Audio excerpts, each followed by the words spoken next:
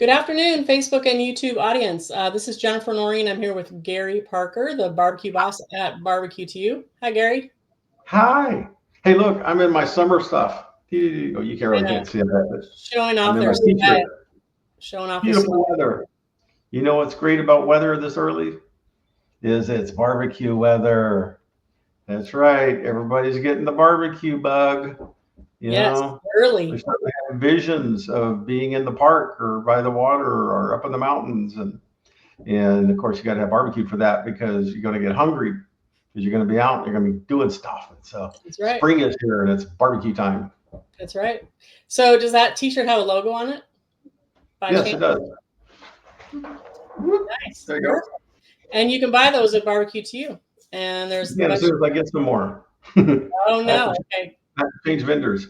Don't go quite yet then. So today we want to talk about the interesting journey that Gary's had from being a semiconductor tester, Intel techie guy. Hope I didn't butcher that too bad. To Engineer. engineer, running a restaurant. He's to running a restaurant in Gig Harbor, and specifically barbecue, which was a passion of his for a long time. And how did I think we've heard philosophically, well, it was my dream, and I wanted to bring barbecue to Gig Harbor. But what are the tactical parts of that? Because if you think about the difference between those two worlds, it's pretty vast, right? So, and you've done Right. very well. So, can you just give us some of the secrets of how did you make that transition from a business standpoint? And um, Well, yeah, business, first of all, business is business, right? I ran pretty big, high dollar programs right back in my tech world. So it's not like I'm not knowledgeable about accounting and budgets and these kinds of things, just fundamentally, right? Coming out of my background. And so I come in armed with that, but really, I think the story that you're really trying to talk about is how can you turn something that's a hobby, right, into there a you go. full blown business, and what does that journey look like, Yep. right? Because that's really what this is. We're a mom and pop restaurant, right? So um, we you know I was out there just doing this for fun. I mean, as I've told you guys before, um, we were moving up here to the Northwest out of Texas, right? These foods that I produce are staples um, to my way of life or how I grew up, right? And there's a lot of folks that are transplanted here, right? That are from the South as well because of the military bases and stuff that are around us, and so they're looking for it too and can't find it. So, we started this out as fun, right? Because this was something that when the kids were growing up, we were just doing this every weekend, right? And matter of fact, people joked about it all the time because it didn't really matter what season it was.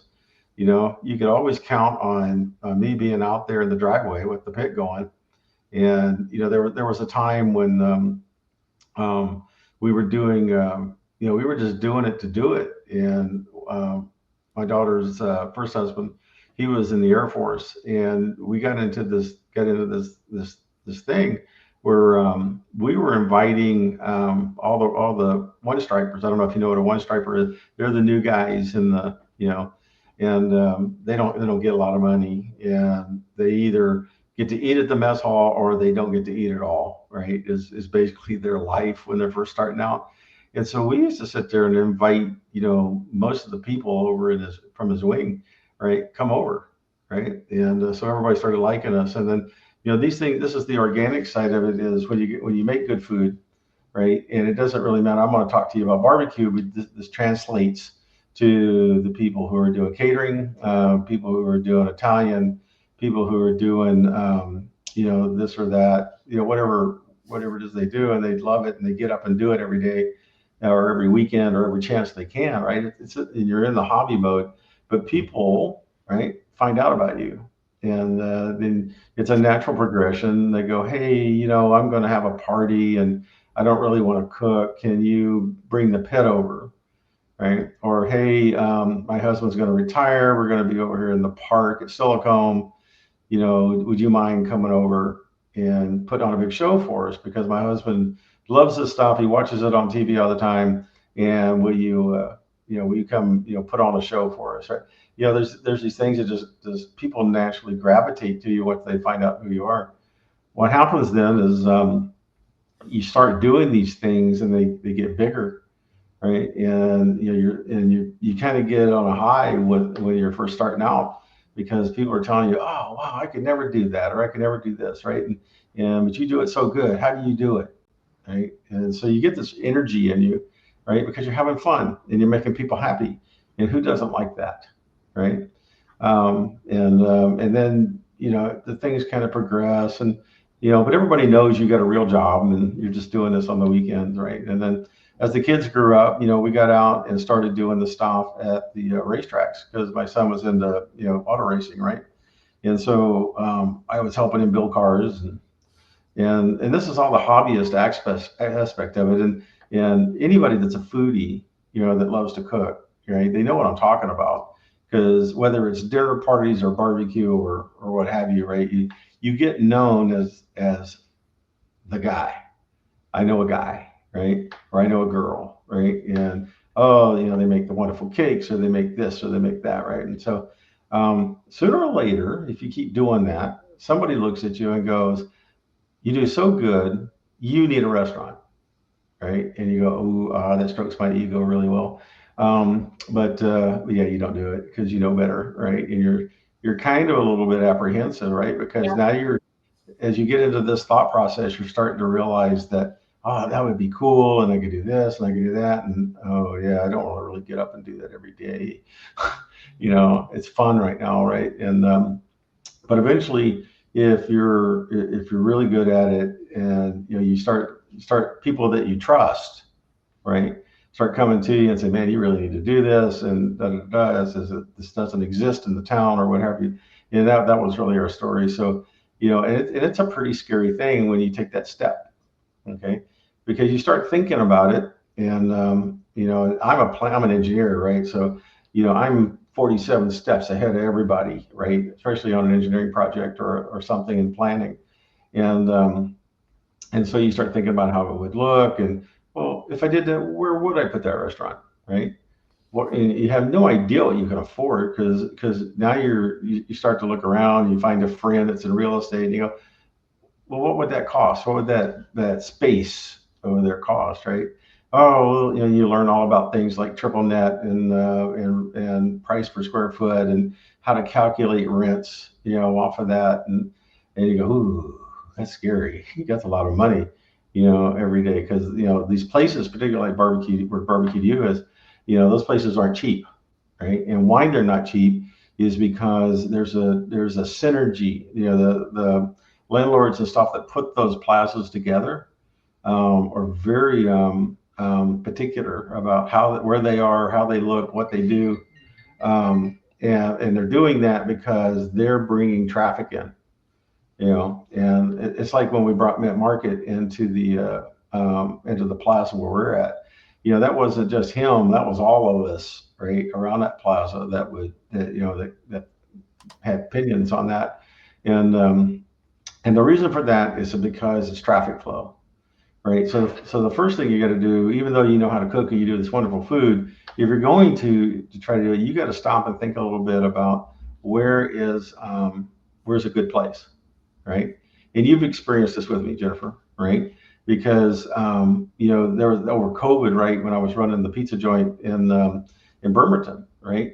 You would think that that's a wonderful spot to have a restaurant, right? Yeah, you're right. Right there by the ferry docks and all the things that it was, but it wasn't, right? Family, good old organic, family business, family little restaurant, that didn't work. It didn't meet the needs or the wants of that particular demographic. So then you start to learn about this. So picking your spot, it takes a long time. If you really are thinking about it, because the other thing I want to say is there's these dreams you think you can just go put yourself anywhere, right? And it's a immediate success, right? We have a mutual friend to make that an example. They're in the middle of downtown Tacoma, right? And so that's really cool at lunchtime, Monday through Friday, okay? But what happens at after happy hour, right? What happens on Saturday and Sunday when people are all out in the suburbs at parks and things like that? How does your business translate there, right? Mhm. And you got to think about that, right? Because that has a world of difference to go, to expand the idea, because you've got to interface with your community and be known in your community. So yeah, there are people like in downtown Tacoma that live in the apartment buildings down there, right? And they have particular ideas about what they want in that urban environment, right? Um, so location is very particular about how you do. So why am I where I'm at? Is because when we found that spot, and it wasn't very attractive, by the way, when we found it, right? It was an old Washington State liquor store. To give you the details on it, right? It was dilapidated.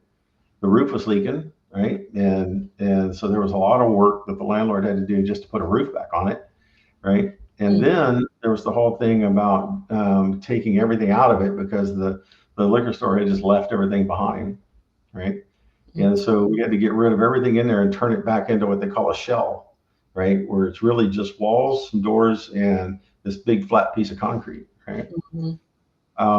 And I'm telling you this lineage because then we can draw the understanding from the path, right? So what was the next thing we did? So first of all, then you get this lease in your hand, and you're scared to death of this lease because it is if you've never read a lease before, there's a lot of legalese in that and a lot of what ifs, and if this happens, this is your responsibility, and you're going, well, crap, I hadn't thought about all that, right? And and landlords have rights too, right? And these things go on, and so you end up signing that lease. You've got the place, and you get it into a square. Now, what do you want that square to look like? Okay, because Yeah. you talk about atmosphere a lot, right?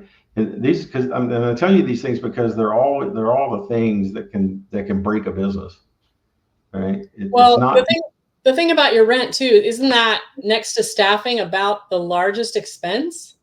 no, It's no. wow, because I think of that as being a pretty decent financial commitment, and you're making it over time. You can What's a fire pretty someone decent who doesn't. commitment? It's not one of the top three, right? And I'll get into that too, Oh, right? that's amazing. Okay. I happen to know Yeah, that number and I'm like, wow. I mean, you can yeah. fire someone that's rude to your customers. You can't move out of a lease where You can it's move not out of a working lease. for you. Yeah. Yeah, finding a good landlord, right? That's not micromanaging you. Some of my peers talk about those scenarios as well, right? But to try to cut it up short, you're going in there and to give you an idea of the fear factor that can grow into you, because all you want to do is cook, right? Because that's why you're trying to do this, and you're trying to get this out to the people and maybe make a buck. But most restaurateurs, anyway, they don't do it to get rich. They do it because they want their interpretation of a product to go to you, right, and let you enjoy it and have you a place to come get it. Um, but you start doing things like cutting up the slab in this person's building, right, and tearing walls out and doing this and building bathrooms, and there's all this stuff that you do. Yeah. And oh yeah, in all this, what do you want your kitchen to look like? Right. So you hadn't even got down the road very far yet. You're already doing these. You get one shot at getting it right, and you have no information, no data about how to do this stuff, right? And how to design this kitchen for workflow efficiencies and these kinds of things, right? You got all these contractors running around asking you questions, and then all this time you're going. By this time in the process, you're going, why did I do this? I was having such a good time in my driveway, right? But I got to go forward because there's no turning back, right? You sign that lease, and you got a minimum of 5 years. And in our case, we go for 15 years, right? Hmm. Um, and so it goes on. You eventually get it all put together, and now you're really nervous because now you're going, because everybody's been walking by watching you, and they have all figured out it's going to be a restaurant. Oh, we have a new restaurant in town. Oh, joy, right? And we're going to try that place out. Yeah. And so you finally put the sign up that says, okay, we're going to do a soft open, because and soft open is a code word for come and eat our food. We have no idea what we're doing, right? That's what soft open means, right? And I remember on February 27th, 7 years ago when we did that. I mean, that line was hanging out the door. We were trying to figure out, we got about 50 customers into it, and we started running out of food. And how do you resupply the counter and all this kind of stuff? All the things I had thought through, yeah, none of them worked, right? So you're And immediately scaling this small version. You got a small version of this restaurant in your driveway. So you had an yeah, idea of the food, an idea of the location, an yeah, idea of the process, maybe sort of how many people you needed to help you, but you really yeah, didn't know. Talk about a scale story, right? So, I mean, you're taking this microcosm of a business and scaling right. it out to sitting on a busy suburb, parking lot corner. And can I It's the do this? right word. You're scaling, right? Oh my And God, it's like a and all scale your, experiment. because you're Yeah, scaling because everything I was doing in the driveway was just me, right? I didn't have to tell right, people what to do. I didn't have to right, rely on other people to do right, stuff, right? right. And so you're figuring all this stuff out, right? And Yeah. again, it doesn't matter what food product it is. To bring the story up, you eventually, you have all these new employees, and they kind of watch and they work with you, and they figure out what they're going to do, right? And they start working with each other, and they figure out what works and doesn't work. And next thing you know, you take a deep breath, you look up one day, and you take a deep breath, and you look back and go, wow, it's all working, right? I'm literally standing here. I got a lobby full of customers. I got people in line, and that's all good, right? Supplies are coming in the back door. Um, the dishwasher works. The health department's happy, and you kind of kick back and go, wow, I freaking built it, right? Mm. Now I got to make it last, right? Scaled. Uh, You right. scaled. Because now there's this other thing that goes on is because after you've done it for a little while and people are liking you, right? Um, they expect the exact same thing every time they come in there. Okay, this is another factor that wasn't in the fun zone back when we first started, right? Is because when I was working out of the driveway or running around doing these little things, if it was a little different today than it was yesterday, it really didn't matter because I probably won't see them people again for a year or something, right? And so, Mhm. what do you do? When you're doing brick and mortar, right? They're coming in and they want that brisket to taste exactly the same way it did last time because they loved it the last time. Yep. They want to love it again. And if it's not the same thing, then they look at you and go, "What's wrong with you?" Right. Right? Yep. Yep. And in barbecue's case, we had another layer to that, which was, "What do you mean you run out? Just go back there and cook some." Right? Well, barbecue is a 12 to 15-hour process, right? So it takes all day to prep tomorrow's food, right? And so we Yeah. make what we make. And that was the whole reason why barbecue joints run out, right? Is because we make what we make and then that's it. Um, so now you get all that. The whole point was you're going to get all that up and running. And this is where some of the other stuff starts to kick in because you get comfortable with it after a little while. You get confidence. You realize you're not going to be one of those that crash and burn in a week, right? And that's good. And these are all real fears, okay, that go through you. Um, so now it starts to become supply chain, right? Cook process. Hmm. Um, what is your process? Portion control is a really big one because you're depending on other people to serve, right? And so some Hmm. people have an idea of what when they say, "Well, give me a little," and I have a joke that I use with our customers. I'm going, "All right, is that going to be a Washington little or is that going to be a Texas little?" Right? Because I'm from Texas, and so a little is a lot, And so, what is your little, right? When you say, "I just want some," Right. um, right? And so then you start figuring those things out, and that's where you start to interface with the community, right? And so you're running around all the time with your hair on fire, cut off at this range, and then you have to stop what you're doing. I don't care how busy you are. You got to stop what you're doing because when a customer walks up to you and says, "Oh, you're from Austin. I'm from Austin," da, da, da, da, and they want to talk for 10 minutes, and you got to have a love for that. Okay, I mean, you do, and I do thoroughly enjoy it. Unfortunately, I don't get to stay with them very long, but I always try to stop and engage with them because they are my customers, right? I want you to know that I love you, right? That I want you to come in and eat my food. I'm doing it for you, right? And And so, yeah, I mean, somebody could be, the building could be on fire, but if somebody wants to sit and talk for a minute, well, okay, right? Yeah. Customer's the most important thing, right? And all customers always the most important thing, right? That's another learning that comes in, um, when you that I don't have that problem when I'm out freelancing, right?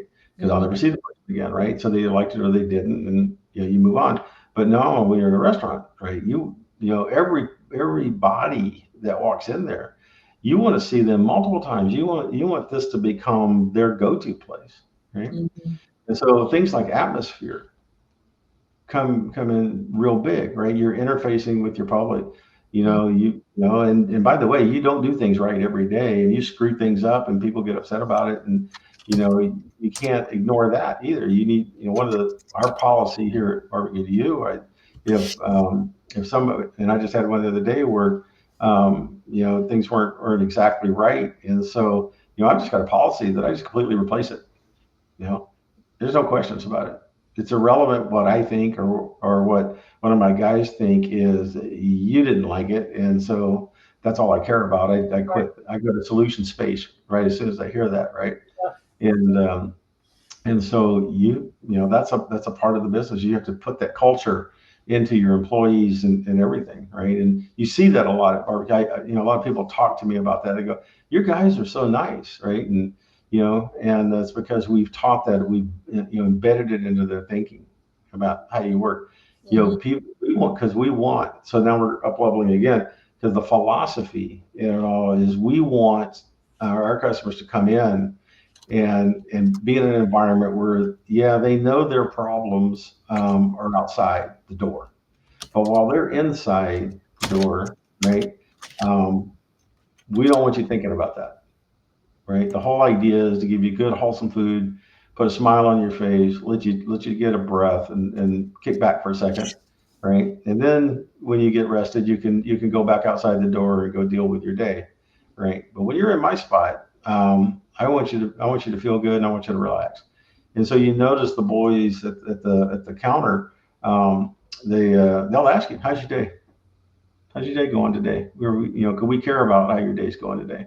And they all have their particular funnies that they'll say or to try to get you laughing and enjoy it. And they try to, they understand the power of the show. Like when we're cutting brisket and doing all this kind of stuff. And so we put on a show and Mhm. and you do this over and over and over again. And in our case, 7 days a week, right? And you see the same people every day, and you're building that rapport. You're building a rapport with your community. Is what you're doing. Um, and so, like in our world, I'm real. Everybody knows. We've talked about it here. I'm real big into community give back. Right. Not Mhm. only do I want to interface in the store, I want to interface outside. I want barbecue you to be known, right, in this community, for all the things it does, right? And that's very important too, right? This was another big learning, right? Is because people walking in the store are very sensitive. They know they're spending their money, right? And the one thing that, particularly in communities like Gig Harbor, um, they know that if they come in to barbecue you today, right, and they're gonna pay. It costs a lot to buy barbecue, but they also know that a portion of what they just paid is going to end up out in a school. It's going to end up paying for Santa Claus downtown. It's going to end up providing a shuttle bus so you can park in a parking lot and go down to the farmers market. It's going to be, it's going to show up at the school band boosters or the key club or you've been here with me long enough, Jennifer, to know we probably got 200 different entities, right, that we support, right? So did that value come with you out of corporate dumb, or is that giving back value something that is a No, personality no, trait? corporate's dry, right? This has to be something that, and because before I was an engineer when I was younger, I worked in retail a lot, right? So I understood what it meant to be, in customer service, right? But then the natural aspects of Gary Parker, right, are that of empathy, right, and care, right? So I love neighbors. I come from Texas, right? We're the friendliest bunch of people on this planet, right? We don't, and I take people down to Texas sometimes and they go, you don't lock your doors, right? Or anything, right? And nope, Yeah. nope.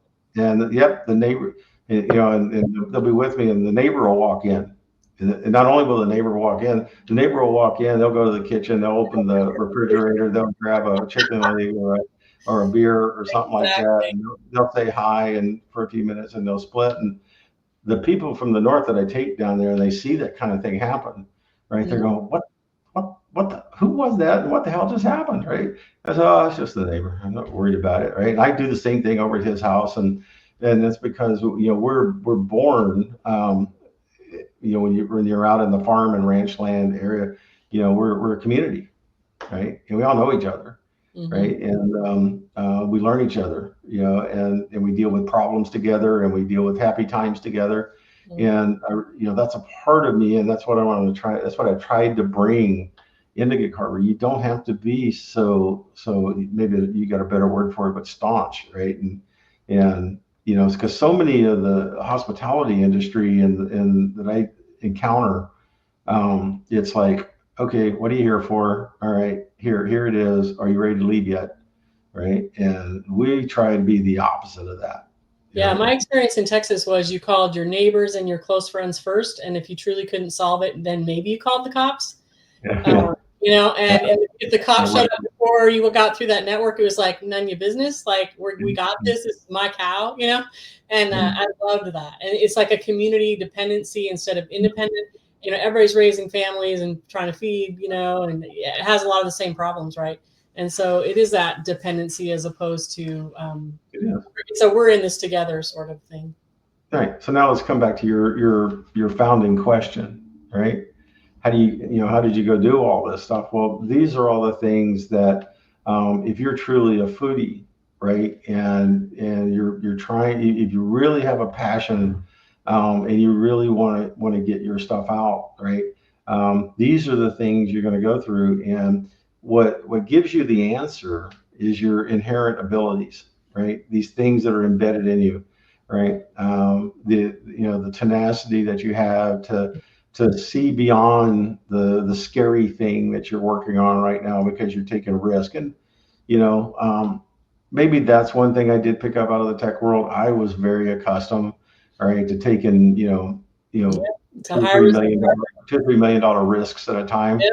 right? And knowing very well that I was going to get pummeled if I made the wrong decision. Yep. um, so I spent 30, 40 years of that, right, of that kind of environment. So Mhm. I had an inherent ability to just, see past the moment, right, and say, I'm after this end game.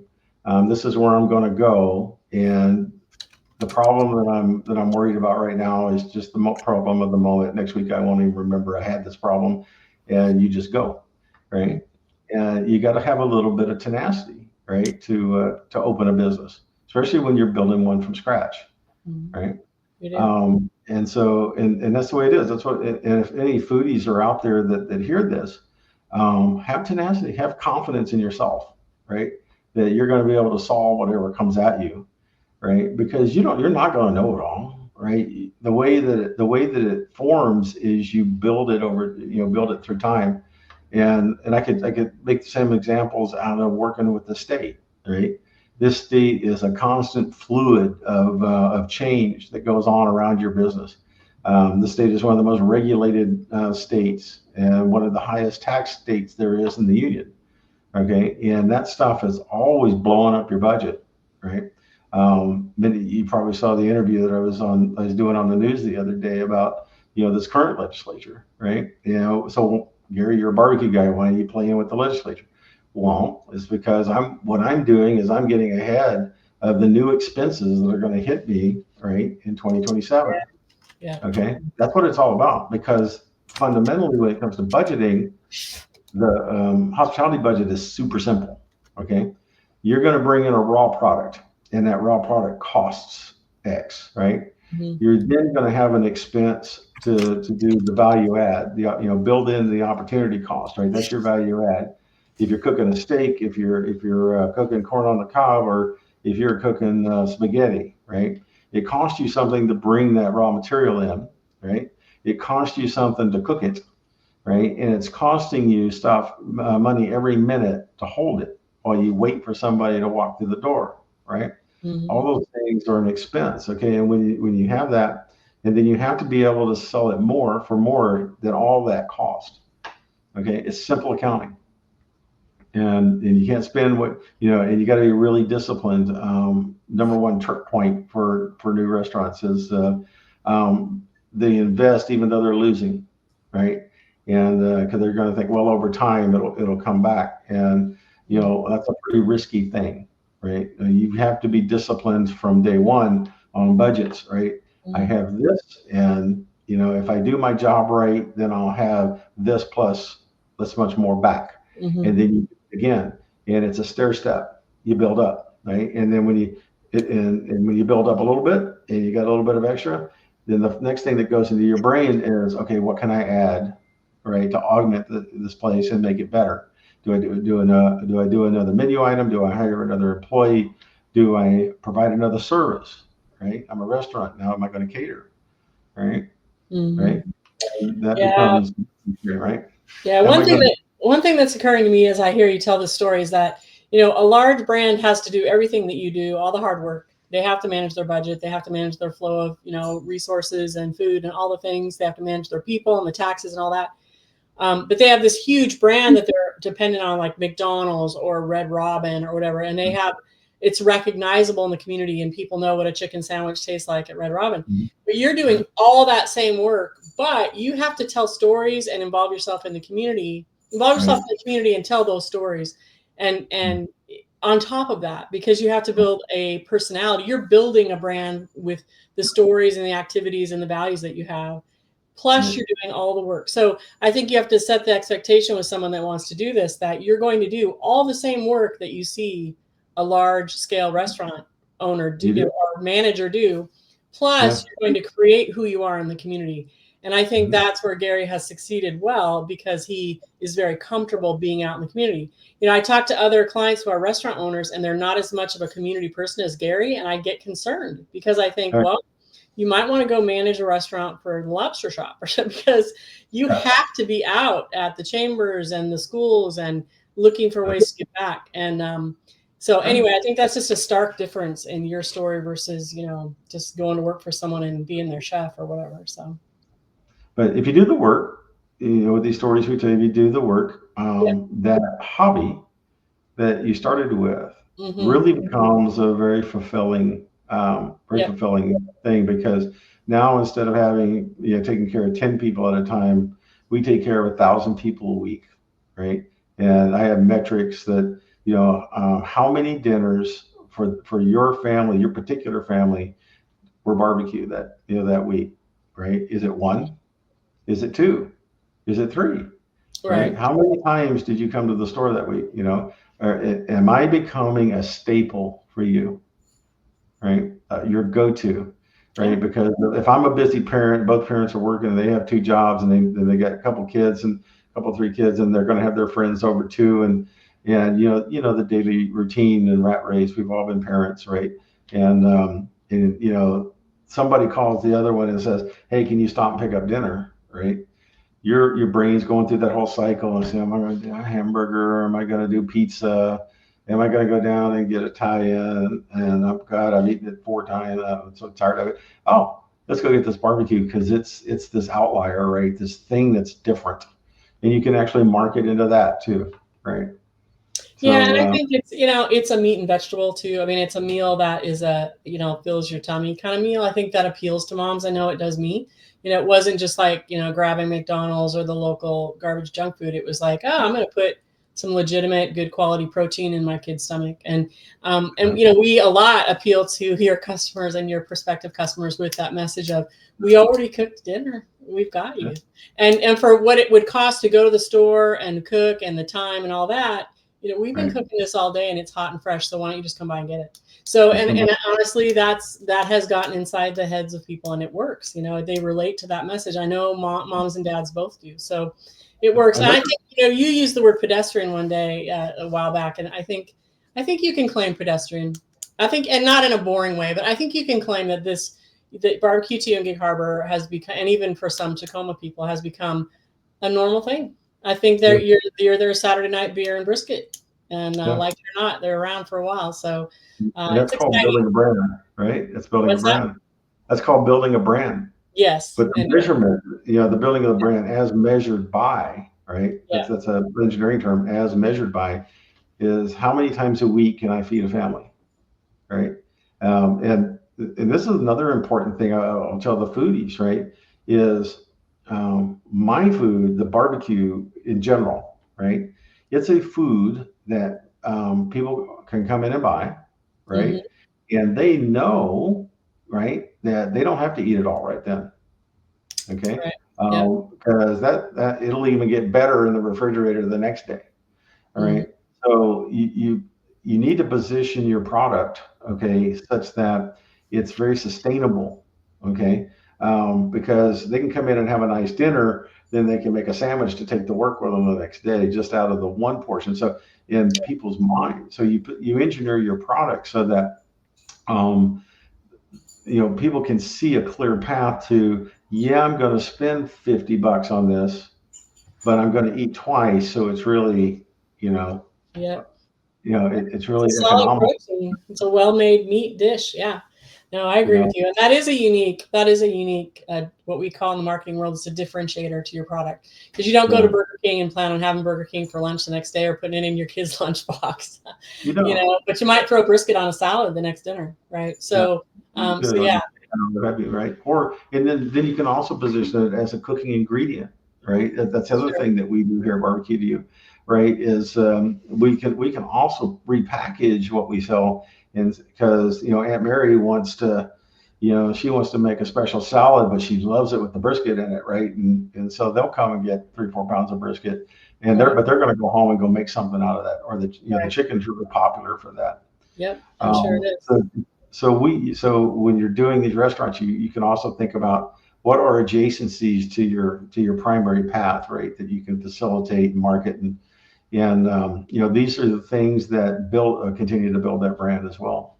Yeah. And I think, I know we need to wrap up here, but one of the things that comes to mind for me is that you have a certain capacity.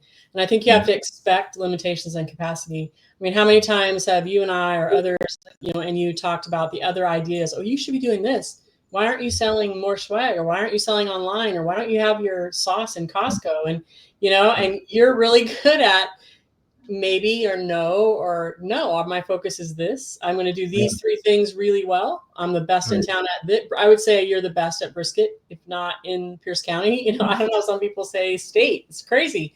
And I No. think that came from that discipline of saying no to a lot of things that maybe other restaurant owners would have gone after. So I've admired you for that, your focus and your tenacity towards doing these certain things really, really well. And I think, Staying in your lane. what's that? It's called staying in your lane.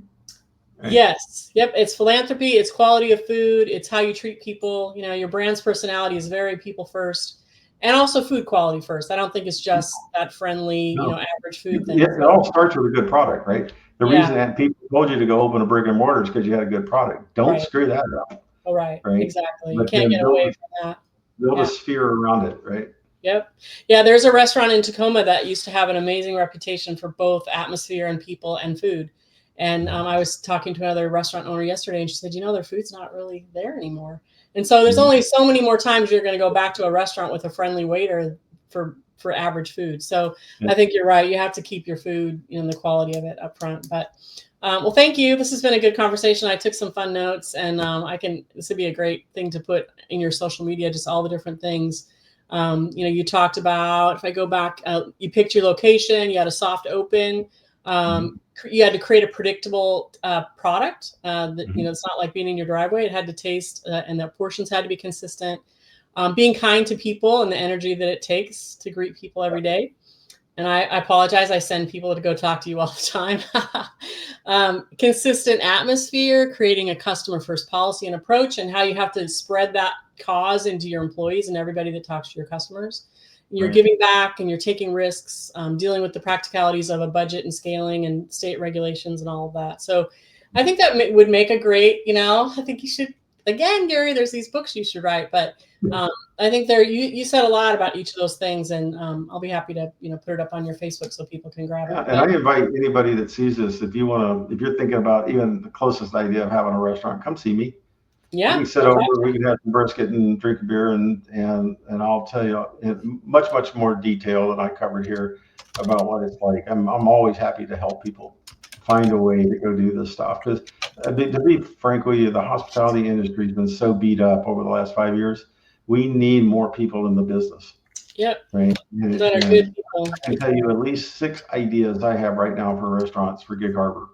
Right, where people are asking for a dish and they cannot find it anywhere, and Yep, they not only can they not find it anywhere, they can't find it on the peninsula anywhere, right? Yep. And so there's so much world of opportunity, and we've been beat up so hard from COVID and these kinds of things, and we've never recovered for that, right? And but I can tell you, if you really do good product and you give customer service, right? The economy may be hard, but they will come see you and they will take care of you in a community.